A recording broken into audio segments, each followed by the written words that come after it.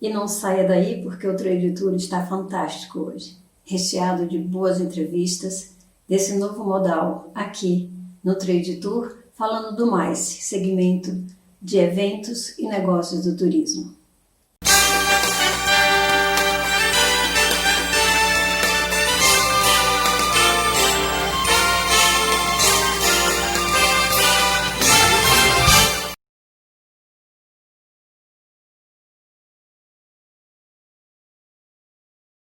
Olá, Andréia. Muito obrigada pela sua vinda aqui, mais uma vez no nosso Trade Tour.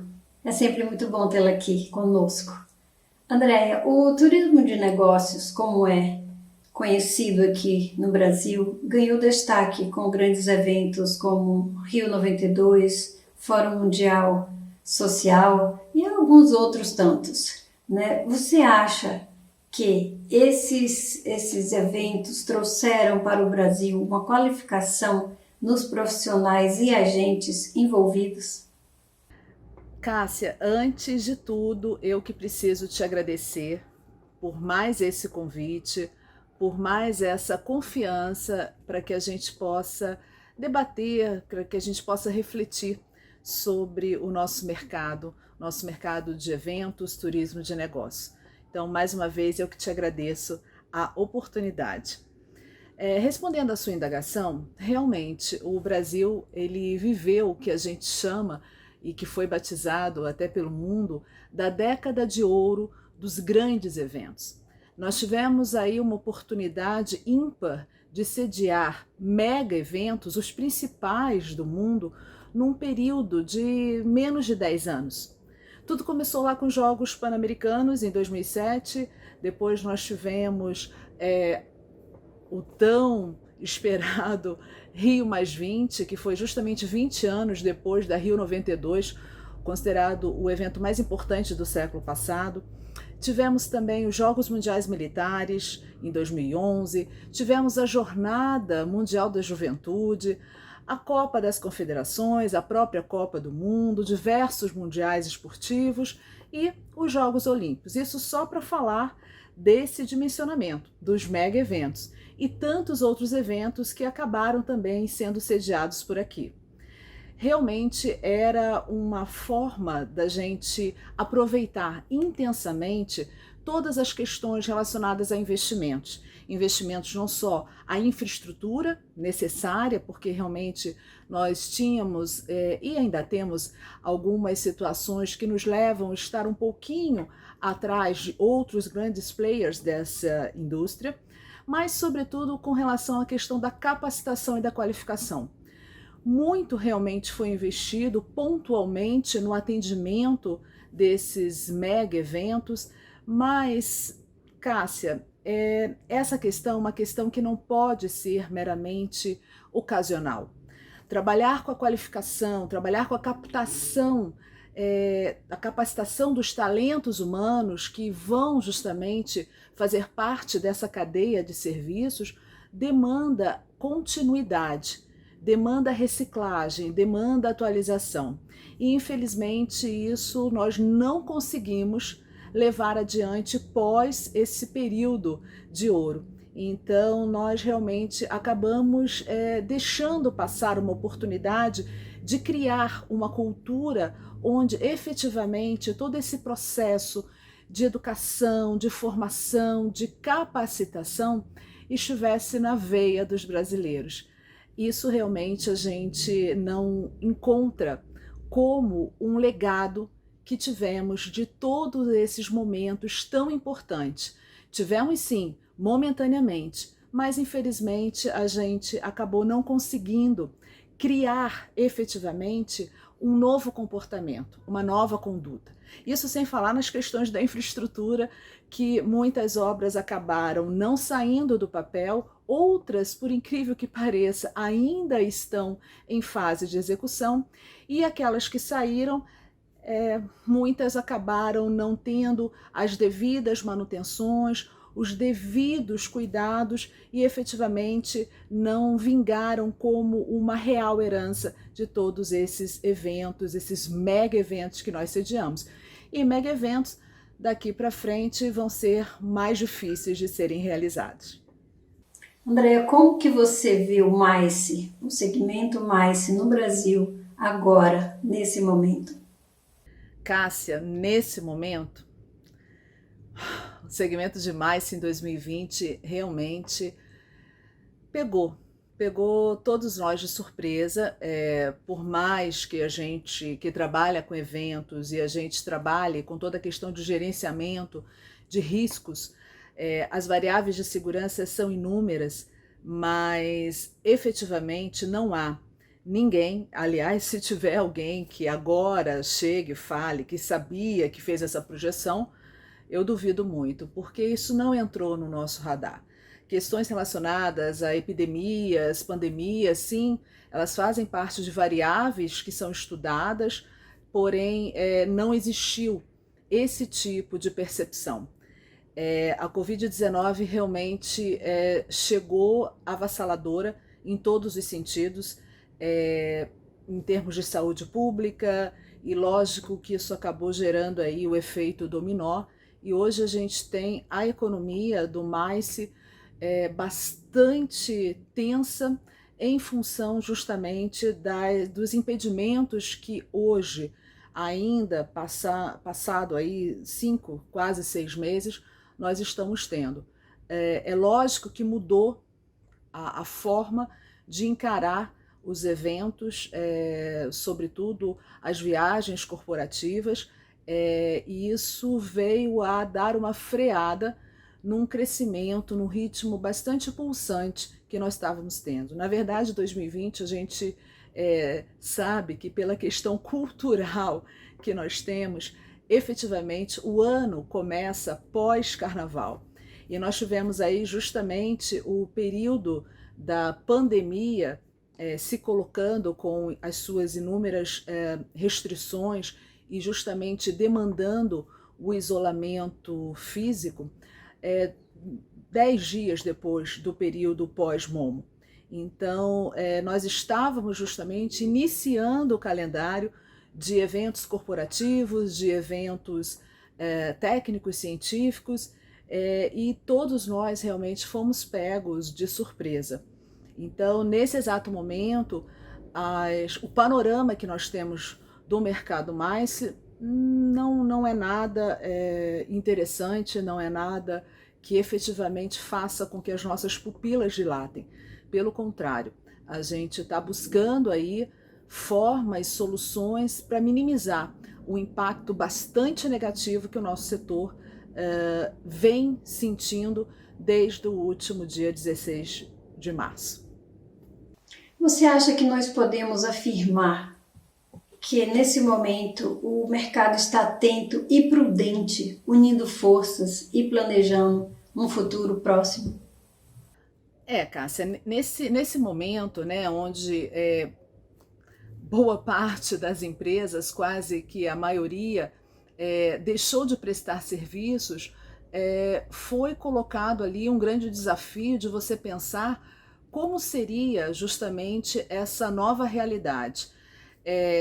Talvez, né, muitos não acreditavam que essa nova realidade ela seria tão prolongada, talvez achassem que de imediato ela poderia vir a ser mais próxima, e na verdade não está sendo. Muitas entidades, né, que na verdade representam um setor, elas se movimentaram, buscaram justamente aí trabalhar em cima de pesquisas, trabalhar em cima de projeções. Muitos criaram seus protocolos relacionados à segurança do viajante, à segurança do participante do evento, à segurança do evento como um todo. No meu entender, faltou um pouco mais de não mobilização, mas de coesão.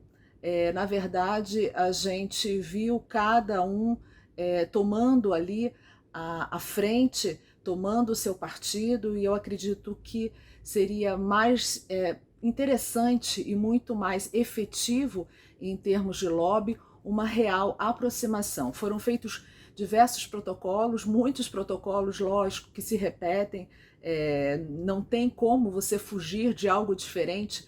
Protocolo de segurança você não inventa, você não pode ser criativo, você tem que ser fundamentado em questões relacionadas a fundamentação técnica, científica, então você não tem muito o que inventar. Então eu acredito que se nós tivéssemos tido uma maior negociação coletiva, isso certamente teria sido mais produtivo.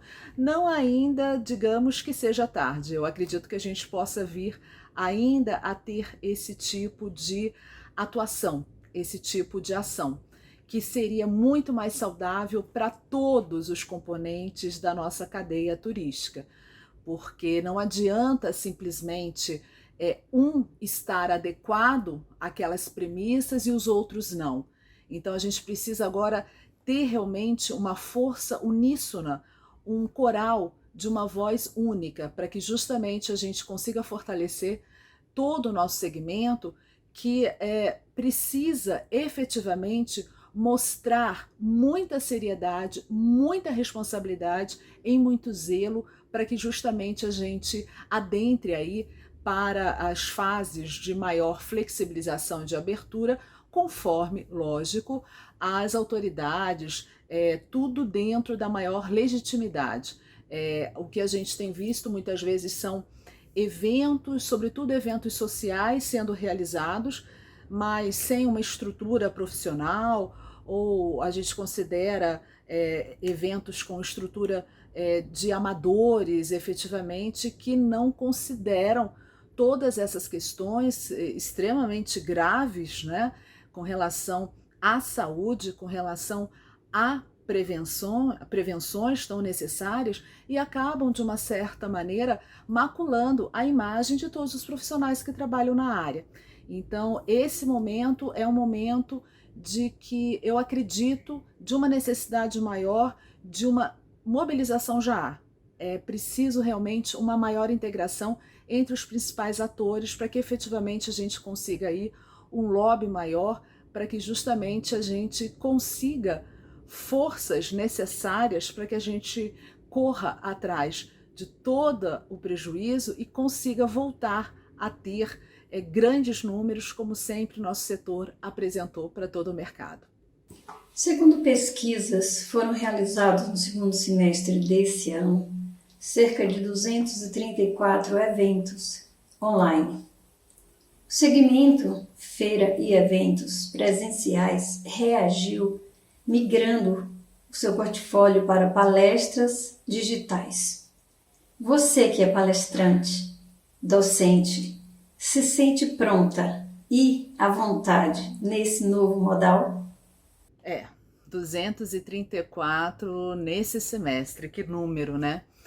Em 2013, nós realizamos a primeira pesquisa com relação a eventos virtuais no Brasil, tanto que nós apresentamos no World Education Congress, um evento para organizadores de eventos que foi organizado na cidade de Las Vegas. E nós apresentamos justamente o retrato, o panorama do Brasil com relação aos eventos virtuais.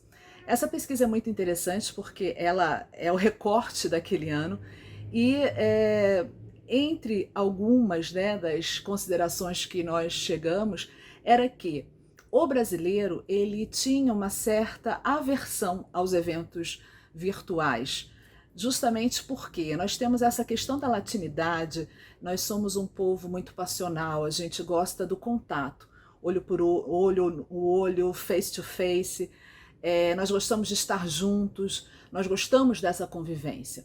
Então, nós sinalizamos justamente nessa pesquisa que os eventos virtuais no Brasil, eles não teriam tanto êxito assim quanto os presenciais, mas uma modalidade que se convergia entre o presencial e o virtual seria justamente mais bem vista, mais bem acolhida pelo brasileiro, que são os eventos virtuais.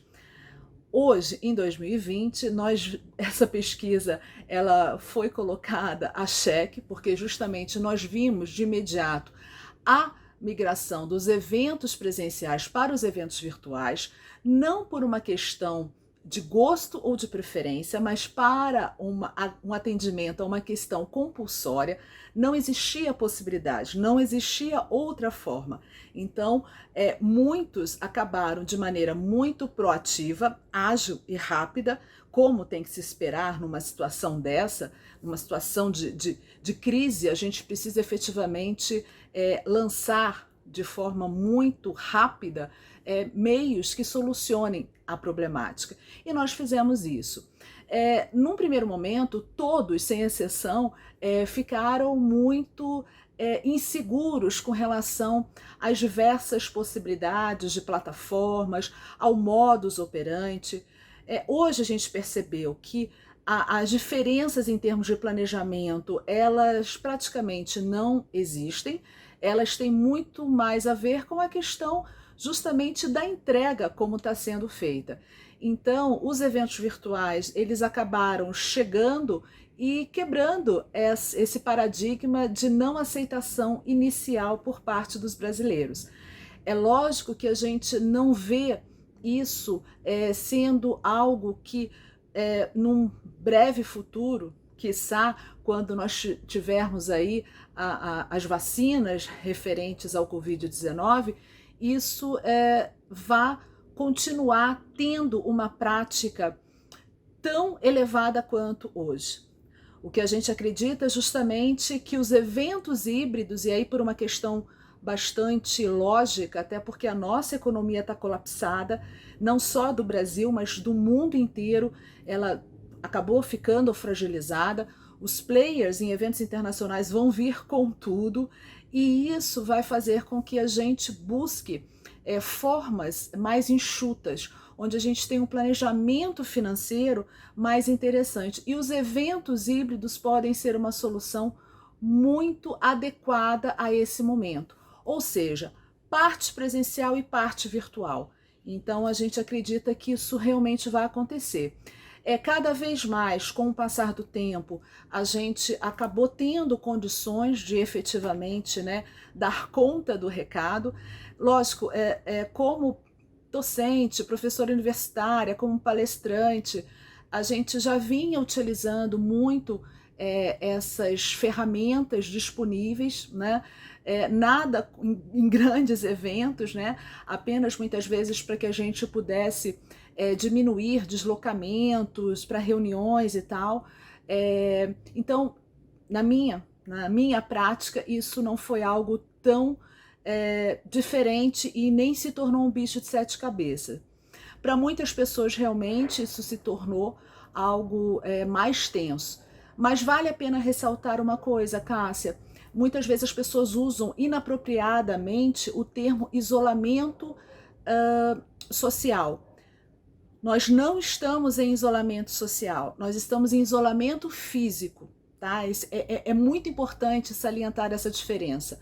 O isolamento social não nos permitiria, por exemplo, de estar agora aqui trabalhando em cima de uma pauta. Ok, nós estamos cada um dentro, né, de um espaço diferente, porém nós estamos conectados, nós estamos em conexão. A tecnologia, as plataformas digitais estão nos permitindo justamente ter esse contato. Então, os eventos virtuais que nós tivemos e essa migração foram extremamente importantes para que justamente a gente amenizasse toda a tensão, amenizasse toda a angústia relacionada a esse isolamento, que é um isolamento físico, não social. Há pesquisas que demonstram que tem muita gente que começou a conversar mais com parentes, familiares, colegas, amigos, agora, justamente porque estava condicionado a esse isolamento. Então, os eventos virtuais, eles justamente entraram para gerar uma opção a essa falta mas eu particularmente acredito que ele não vai ter grandes projeções de continuidade num panorama onde a gente tem efetivamente uma imunização de massa e efetivamente a gente possa ter aí o contato presencial, sobretudo pela característica que nós brasileiros temos. Mas é notório que grandes eventos e mega eventos estão comprometidos, sobretudo pela questão de receitas de caixa. Então isso vai precisar ser revisto e, mais uma vez, aí a tecnologia precisa entrar como nossa aliada, sempre. O sucesso de um evento é medido, entre outros fatores, por sua capacidade de engajar o público. Nesse novo cenário, como migrar de um ambiente físico para o virtual e continuar impactando esse público? Cássia, esse é o grande desafio, né? Porque num evento presencial a gente tem justamente ali toda a ambientação, toda a cenografia, a gente consegue trabalhar com todos os sentidos, com os 5 sentidos, né? E isso, quando a gente fala em experiência, em gerar engajamento, ele tem um poder, ele realmente faz acontecer. Nos eventos virtuais e até mesmo em alguns eventos híbridos, a gente vai precisar condicionar isso a uma identificação real de pertencimento àquele grupo. Nesse momento, a gente viu muitos eventos virtuais, inclusive, não sendo mais cobrados a participação, no intuito até mesmo de incentivar, né, que as pessoas conhecessem essa possibilidade, que as pessoas pudessem dar uma chance aos eventos virtuais. Então nós vimos muitos eventos, até eventos que aconteciam tradicionalmente e que acabaram ou conseguindo patrocinadores ou em função da minimização dos seus custos, conseguiram se oferecer de forma free, de forma gratuita. Essa é uma questão que vai ser muito debatida daqui para frente, porque eu não sei se a gente pode dizer que o público-alvo, a audiência ficou bem acostumada ou mal acostumada. Então, efetivamente, para que ele faça um investimento agora em sua participação, ele vai ter que analisar muito, a gente vai ter que conseguir gerar encantamentos e conteúdos excepcionais para que efetivamente ele coloque a mão no bolso e participe, porque a oferta foi muito grande e eventos muito bacanas, muito interessantes. A gente chegou até mesmo a ter anunciado aí uma síndrome de lives e realmente chegou a dias, quando eu abri a minha agenda, eu tinha 5 lives que eu tinha interesse em participar, que eu tinha interesse em ouvir, mas não dava, né? E muitos aí, outra crítica interessante, a gente já não fazia isso no presencial, no virtual também. Muitos organizadores e promotores não se conversaram, não conversaram entre si e acabaram justamente criando aí eventos simultâneos onde você tinha como o seu stakeholder, o seu público de interesse, as mesmas pessoas, e aí você divide a audiência, enfim, acaba não sendo bacana para nenhum dos lados. Então essa questão de maior, né, troca de figurinhas se faz necessária, é primordial, né? A gente não pode esquecer que fazemos parte desse contexto do turismo de negócios e eventos e a gente precisa justamente se articular mais, se falar mais. Comunicação é tudo, né? Comunicação é relacionamento. E é isso que a gente tem que buscar também junto aos nossos convidados, aos nossos participantes, aquele que é inscrito do nosso evento. Ele tem que justamente enxergar que ali é um evento que vai gerar uma série de boas perspectivas para ele, em termos de conteúdo, em termos de network, em termos de relacionamento.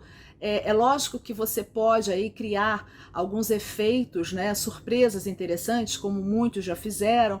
Então encaminha-se para a casa dos participantes um kit coffee break, um kit happy hour, um kit material do evento, não digital, mas presencial, e aí você trabalha com essas outras condicionantes dos sentidos.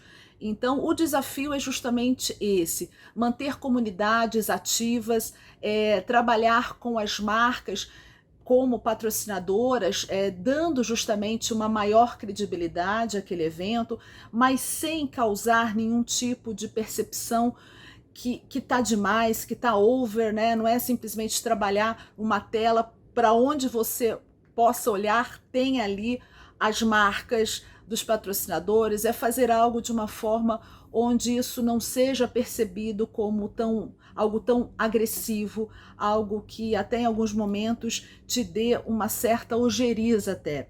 Então é possível e a gente acredita muito nessa equalização do high-tech com high-touch.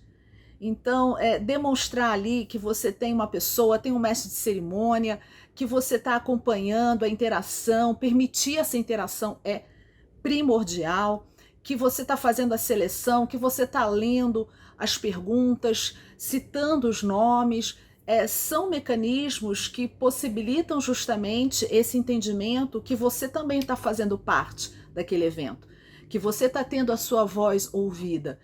Então você pode depois promover chats diferentes, workshops específicos com determinados grupos, enfim, você tem aí uma série de possibilidades, de soluções que podem agregar, que podem justamente fazer com que o seu evento não seja mais um e que tenha ali o interesse das pessoas justamente em estar junto, em dividir aquele momento, em dividir aquele espaço. Andréia, nada será como antes? Nada será como antes? Não, com certeza não. Todo esse momento serviu para uma parcela muito significativa das pessoas identificarem algumas situações, alguns princípios que precisavam realmente ser revistos.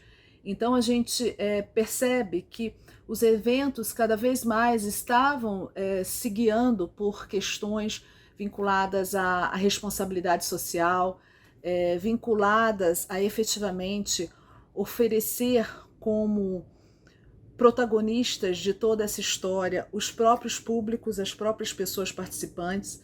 A gente acredita que isso efetivamente vai vir à tona com muito mais força e vigor, mais diferentemente do que alguns colegas que eu já ouvi falar.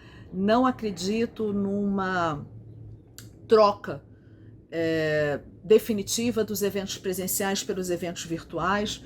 Eu acredito que a contento, num determinado momento, os eventos híbridos, dentre as possibilidades sanitárias e seguras relacionadas aí ao combate, à prevenção do Covid-19, estiverem adequadas, é exatamente esse caminho inicial, sobretudo em função dessa questão da economia estar colapsada. O Brasil, em termos de eventos internacionais, que já vinha numa situação de queda, de declínio, é só a gente acompanhar os últimos rankings que foram divulgados pela ICA, International Congress Convention Association. O Brasil já estava despencando, hoje a gente faz parte do top 20, mas a gente não pode esquecer que alguns anos atrás nós éramos top 10, né?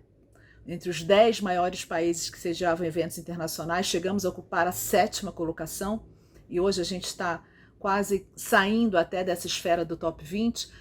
A dificuldade vai ser muito maior, porque você hoje vai ter aí países que vão investir também maciçamente na cobertura para que justamente venham a sediar eventos internacionais.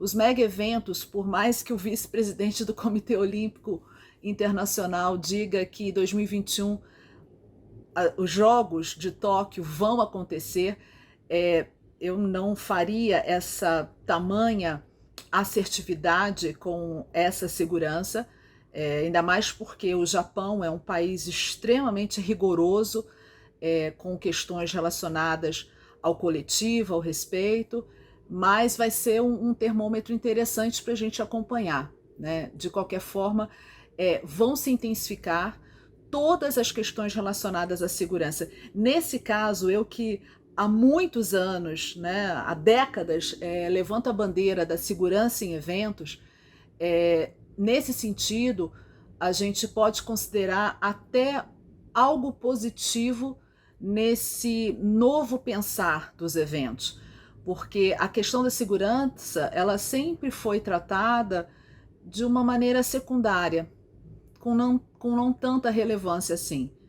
E provavelmente pós, né, pandemia, a gente consiga enxergar a segurança realmente como item essencial, primordial, e não seja mais um item muito fácil de ser cortado em função de uma necessidade orçamentária, em função de uma revisão que se tem. Então, essa é uma característica que eu espero que realmente ela perdure, ela realmente tenha entrado no nosso DNA, tenha modificado essa visão, uma visão extremamente míope e nada coerente com a responsabilidade que a nossa indústria tem que ter para justamente criar condições cada vez mais bem visíveis e transparentes com relação ao zelo que ela tem para com todas as pessoas envolvidas. Isso é para todos, isso não é apenas para o público-alvo, para o participante. Quando a gente fala em segurança em eventos, a gente está falando justamente de todos, né? Os fornecedores, os prestadores de serviços, as pessoas que estão ali trabalhando. Então, eventos é um instrumento de comunicação dirigida feita por pessoas para atingir pessoas. Então, todos que estiverem justamente nesse cenário merecem a consideração e o respeito, né, pelo seu bem-estar, pelas suas vidas. Então, eu acredito sim que a gente vai ter ainda alguns pseudos, né, empresários, pseudos organizadores de eventos que vão cismar em buscar, né, a prática que comumente estavam já acostumados. Porém, não vai encontrar justamente fertilidade nesse campo que a gente está tendo agora. Então, certamente, nada será como antes e a gente espera que realmente a gente, o quanto antes, possa voltar a demonstrar a força do nosso segmento, a força de eventos como um instrumento comunicacional, socializador, de propagação de conhecimento, de democratização de informação, ou simplesmente daquele que faz a gente ter ludicidade e colocar um sorriso no rosto. Então eu acredito nisso e espero arregaçar as mangas logo logo para voltar ativa. Obrigada, Cássia. Andréia, muito obrigada pela sua colaboração aqui no nosso Trade Tour de hoje. Sucesso!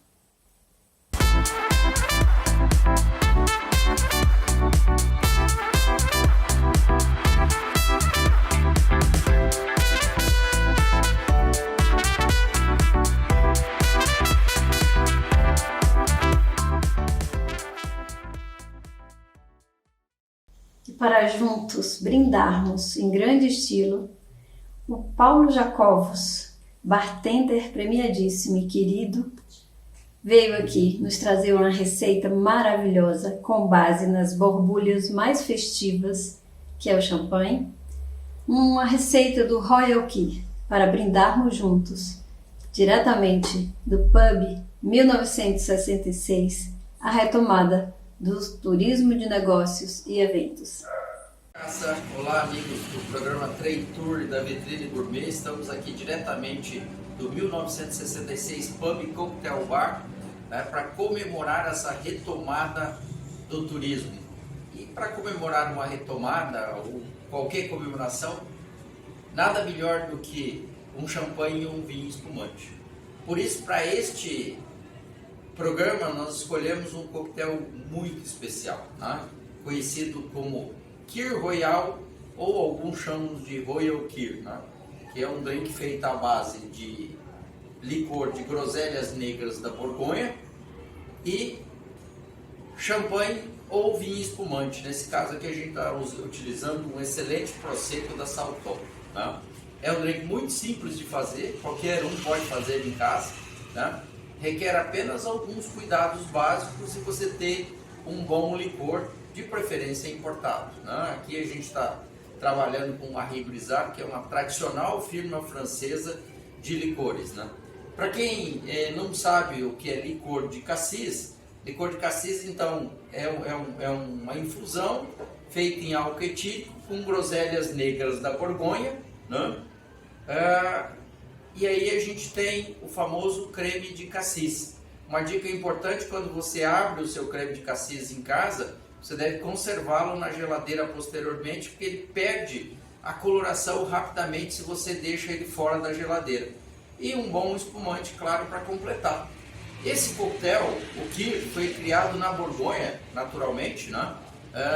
Pelo prefeito da cidade de Dijon, um ex-padre, chamado Abade Kir, era o Abade Kir, né? Ele criou a infusão das groselhas negras em álcool etílico, o creme de cassis, e teve a ideia de misturar com vinho branco seco da Borgonha, o Bourgogne Aligoté, né? E depois surgiu a versão comemorativa, que é a versão com champanhe ou com espumante, né? É um drink clássico, pertence ao hall de coquetéis da IBA e é um drink usado em festas, em comemorações e aniversário. Outra dica importante quando a gente vai abrir um vinho espumante ou um champanhe, eu vou dar a dica aqui então, né? A gente desarrolha a gaiola aqui, como nós chamamos, né? Cuidadosamente, sempre mantendo um dedo na rolha para evitar um acidente, né? A gente tem uma pressão muito forte aqui. E importante, quando vamos abrir o champanhe, não é fazer como na Fórmula 1, tá? Que é aquele estampido que você perde grande parte do gás. Então, suavemente nós vamos soltando a rolha, você vai ouvir um leve estampido, um pouquinho de gás saindo e você tem o champanhe aberto perfeitamente, tá? Para o Royal Kir, nós vamos usar um fundo de taça ou meia dose de licor de cassis, e daí vamos completar suavemente usando uma colher de cabo longo com o espumante, despejando no dorso dela o vinho espumante levemente, para que o gás não se perca nesse processo. Não há pressa. E esse é o tipo de drink que tem que ser feito e servido na hora. Então aqui nós já temos, se vocês olharem, o cassis está no fundo e o espumante está em cima. Então levemente a gente vai soltar o cassis com a nossa bailarina aqui, tá? A gente vai ganhar mais corpo, mais espuma. Finalmente temos aqui a mistura perfeita. Para finalizar, eu não tenho groselhas negras da Borgonha, mas aqui eu estou substituindo por 3 jabuticabas, representando as groselhas negras da Borgonha. Santé, como dizem os franceses.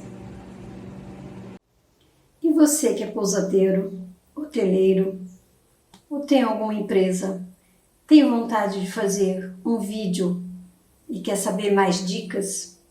Ok, eu trouxe aqui hoje Augusto Silva, ele que é diretor de fotografia de grandes televisões, para falar para mim e para você essa receita de como fazer o seu vídeo ainda melhor, com dicas fantásticas.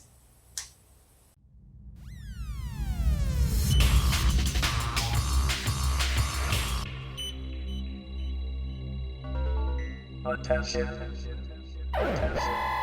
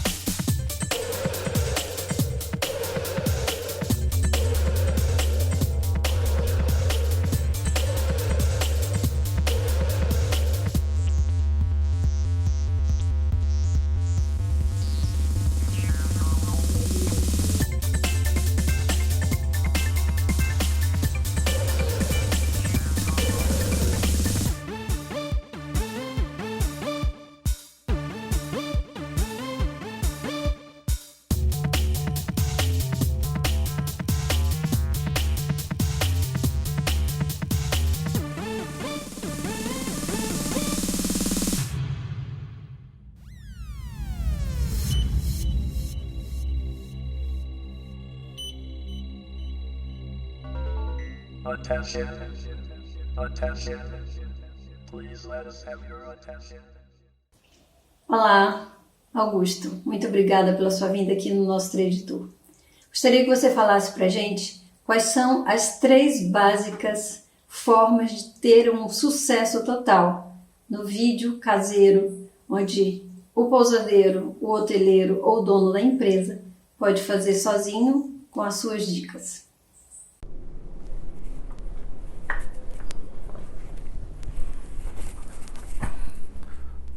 Olá, Cássia, tudo bem? Obrigado pelo convite. Satisfação e uma honra fazer parte aqui do seu canal Trade Tour, que eu admiro muito, tá bom? Acompanhe o seu canal. Te desejo cada vez mais sucesso. Bom, Cássia, o que eu posso dizer, né, para essas pessoas que querem gravar aí? Eu tenho muitos clientes grandes, né, e todos eles são... As câmeras que a gente grava para essas pessoas são câmeras de 50 mil reais, 60 mil reais. Algumas passam até de mais de 100 mil reais. Tá bom? Já fiz muito institucional, nossa, mais de 1000. Muito mais de 1000. Faço muito evento. E cada hora eu tô com uma câmera. Cada hora eu tô com uma câmera. E agora, nessa época de crise, né, de internet, tem alguns pedindo para mim: Augusto, dá para gravar com celular? Dá, claro. Desde que seja um celular bom. Desde que ele faça uma boa captação de áudio. Desde que eu possa instalar um programinha nele, que eu possa ter a regulagem do ISO, da abertura e da velocidade, né? Os 3 patamares, né, da fotografia e do vídeo. Para você entender isso, precisa estudar um pouquinho. Mas a maioria das pessoas, né, não tá aí fazendo e não tem nem noção do que é isso. Pega o celular, põe para gravar lá e ele faz sozinho. Aí você pode ver que escurece, clareia, o áudio sobe, o áudio desce. Mas dá para fazer, claro que dá para fazer. Tá certo? Eu aconselho vocês a estudar um pouquinho, tem muita coisa no YouTube aí. Os 3 pilares básicos que você tem que saber para gravar um videozinho. E grave vídeos curtos, não grave vídeo longo, não. Os 3 pilares: a iluminação, o áudio e o enquadramento. A direção é você mesmo que vai fazer, né? Tenha bom gosto. Tá bom, Cássio? É isso. No mais, tem o meu Instagram aí, augusto.versátil. Versátil sempre THIL, que é o meu diferencial. Tem o meu canal no YouTube, tem muitas dicas lá. 1 minuto com Versátil. Me acompanhe lá, tem muitas dicas. Tá bom, Cássia? Sucesso para você cada vez mais. Deus te abençoe. Grande beijo. Muito obrigada pelas suas dicas, Augusto. E estamos aqui no Trade Tour esperando você com muito mais informações. Muito obrigada.